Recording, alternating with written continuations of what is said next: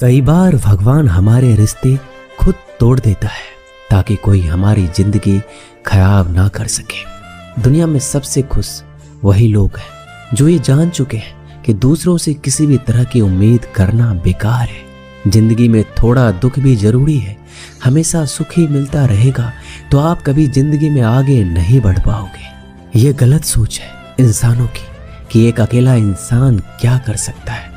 पर देखो जरा उस सूरज को जो अकेला ही सारी दुनिया को रोशन करता है। भाग्यशाली वो नहीं होते जिन्हें सब कुछ अच्छा मिलता है, बल्कि भाग्यशाली वो होते हैं जिन्हें कुछ भी मिलता है उसे वो अच्छा बना लेते हैं। गीता में लिखा है, जब इंसान की जरूरत बदल जाती है तब उसके बात करने का तरीका भी बदल जाता है।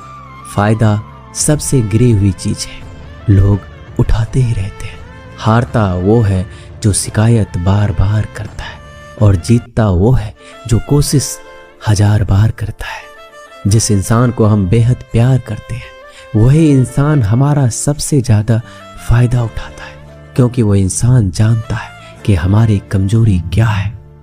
इतने समझदार बनो कि किसी को माफ कर दो, लेकिन इतने बेवकूफ मत बनो कि धोखा देने वाले पर दोबारा विश्वास कर बैठो। उम्मीद मत छोड़ना, कल का दिन आज से बेहतर होगा। जिंदगी में उस लेवल तक पहुंच जाओ कि लोग आपको खोकर पछताए। जीवन में कभी भी किसी से अपनी तुलना मत कीजिए। आप जैसे हो सर्वश्रेष्ठ हो, क्योंकि ईश्वर की हर एक रचना सर्वोत्तम होती है। खुद को किसी से कम समझना ईश्वर की रचना का अपमान है। इंसान का मन ही उसका सबसे बड़ा दुश्मन और उसका सबसे बड़ा दोस्त होता है। यदि मन आपसे जीतता है तो आपका दुश्मन बन जाता है, और यदि आप मन से जीतते हो तो आपका सच्चा दोस्त बन जाता है। यदि कोई आपको नजरअंदाज करे तो बुरा मत मानना, क्योंकि लोग अक्सर अपनी हैसियत के हिसाब से चीजों को नजरअंदाज करते हैं। उन लोगों के पीछे कभी मत भागना जिन लोगों को आपकी कोई परवाह नहीं। श्री कृष्ण कहते हैं, गलती हर इंसान से होती है, लेकिन गलतियां सुधारता वही इंसान है जो दिल का साफ होता है और रिश्तों को खोना नहीं चाहता। जिंदगी का सबसे बड़ा थप्पड़ किसी से की गई उम्मीद मारती है। कभी कभी इंसान ना टूटता है ना बिखरता है, बस हार जाता है, कभी खुद से तो कभी किस्मत से तो कभी अपनों से। हर जिंदगी में खुद को समय जरूर दें, क्योंकि पहली जरूरत आप खुद हैं। याद रखना कि जरूरत से ज्यादा अच्छे बनोगे तो जरूरत से ज्यादा इस्तेमाल किए जाओगे। रिश्ते चाहे कितने भी बुरे हो उन्हें कभी मत तोड़ना, क्योंकि गंदा पानी प्यास बुझाने के काम नहीं आता, पर आग बुझाने के काम जरूर आता है। जमाना जब भी मुश्किलों में डाल देता है तो परमात्मा हजारों रास्ते निकाल ही देता है। विश्वास करने वाले से ज्यादा बेवकूफ विश्वास को तोड़ने वाला होता है, क्योंकि वह सिर्फ एक छोटे से स्वार्थ के लिए एक अच्छे इंसान को खो देता है। भलाई करते रहो पानी की तरह, बुराई खुद ही किनारे लग जाएगी कचरे की तरह। जब कोई समझे नहीं तो उसे समझाने की जरूरत ही क्या है। जब कोई माने नहीं तो उसे बताने की जरूरत ही क्या है। सच्चे दिल से किसी जरूरतमंद की मदद करके तो देखो। अगर दिल को सुकून ना मिले तो कहना, जिसे जाना है उसे जाने दो। अगर वो आज रुक भी गया तो कल चला जाएगा। इंसान को इंसान से दूर कर देने वाली सबसे पहली चीज जुबान है और दूसरी चीज पैसा है। जिन्हें सपना देखना अच्छा लगता है उनकी रात छोटी पड़ जाती है, और जिन्हें सपने पूरा करना अच्छा लगता है उनके दिन छोटे पड़ जाते हैं। किसी की आदत देखनी है तो उसे इज्जत, और किसी की अगर फितरत देखनी है तो उसे आजादी दो। हर इंसान में कोई ना कोई प्रतिभा जरूर होती है, पर लोग अक्सर इसे दूसरे जैसा बनने में नष्ट कर देते हैं। महंगे इतने भी मत बनो कि लोग तुम्हें बुला ना सके, और सस्ते इतने भी मत बनो कि लोग तुम्हें नचाते ही रहे। खामोशियां कभी बेजुबान नहीं होती। कुछ दर्द ऐसे होते हैं जो आवाज तक छीन लेते हैं। आजकल के लोग आपकी एक गलती के पीछे आपकी सारी अच्छाइयां भूल जाते हैं। जितने लोगों को समझाते जाओगे उतना ही अकेलापन और भी अच्छा लगता जाएगा।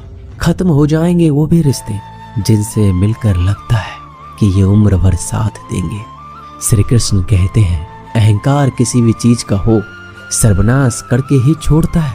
खाली वक्त में तो हर कोई बात कर लेता है। प्यार तो तब होता है जब कोई आपसे बात करने के लिए आपका अपना सारा वक्त खाली कर दे। सब कुछ ठीक करने का इंतजार करोगे तो बैठे ही रह जाओगे। आप हिम्मत करो, खुद उठो, अपनी जिंदगी में सब कुछ ठीक कर दो। लोग पहचानना ही भूल जाए इससे पहले अपनी पहचान बना लेनी चाहिए। एक बार एक राजा ने भगवान श्री कृष्ण का मंदिर बनवाया और उसमें मूर्ति की पूजा करने के लिए एक पंडित को रखा। हर रोज अपनी मंत्री से कहकर मंदिर में एक माला भिजवाता था और पंडित जी को वो माला श्री कृष्ण को चढ़ाना होता था। उसके बाद राजा जब दर्शन के लिए आता था तो पुजारी वो माला भगवान की मूर्ति के ऊपर से निकालकर राजा के गले में पहना देता। कई सालों तक ऐसा चलता रहा।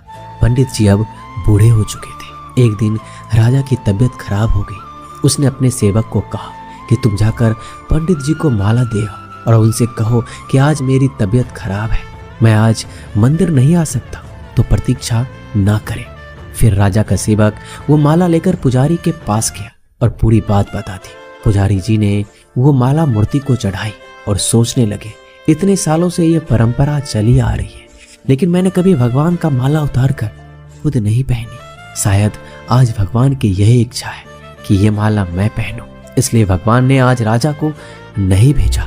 इसलिए आज अच्छा मौका है, ये माला मैं निकाल कर खुद पहन लेता हूँ। फिर उस पंडित ने भगवान की मूर्ति से माला निकाल कर खुद पहन ली। इसी बीच राजा का सेवक दौड़ के पंडित के पास आया और पंडित जी को कहने लगा कि राजा जी को ठीक नहीं लग रहा है, उनकी तबीयत और बिगड़ गई है, इसलिए अब वो प्रभु के दर्शन करना चाहते हैं। वो आ रहे हैं, उनकी सवारी जल्दी अभी मंदिर में आएगी। उन्हें लगा कि ये परंपरा कहीं टूट ना जाए, इसलिए वो आज भी मंदिर में आ रहे हैं। जब पंडित जी को इस बात का पता चला तो उन्होंने फटाफट माला अपने गले से उतारी और जाकर फिर से भगवान की मूर्ति को चढ़ा दी।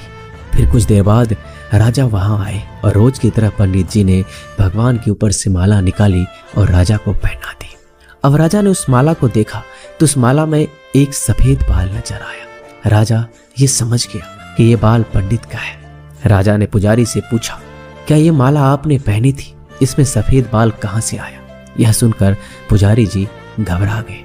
उन्हें लगा अगर मैं सत्य बता दूं तो राजा मुझे दंड देंगे, इसलिए वह पुजारी ने कहा, यह बाल तो श्री कृष्ण का है।